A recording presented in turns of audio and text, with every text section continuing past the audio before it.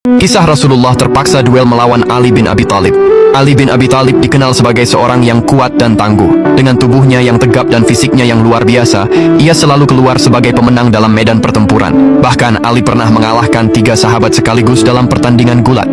Namun kemampuan dan kemenangan Ali itu menimbulkan kekhawatiran dalam hati Rasulullah Shallallahu Alaihi Wasallam. Beliau takut bahwa kejayaan tersebut dapat membuat Ali menjadi sombong. Maka Rasulullah berkata kepadanya, "Wahai Ali, sesungguhnya masih ada seseorang yang mampu mengalahkanmu, dan engkau tidak akan sanggup melawannya. Jika engkau ingin bertemu dengannya, pergilah ke belakang bukit saat waktu duha." Keesokan harinya pada waktu duha, Ali pergi ke tempat yang dimaksud Rasulullah. Di sana, ia melihat seorang lelaki berjubah hitam. Tanpa banyak bicara, mereka segera terlibat dalam duel yang sengit. Pertarungan tersebut berlangsung dalam 10 babak.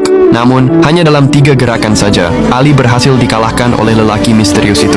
Ketika lelaki tersebut membuka penutup wajahnya, betapa terkejutnya Ali saat menyadari bahwa yang berdiri di depannya adalah Rasulullah sendiri.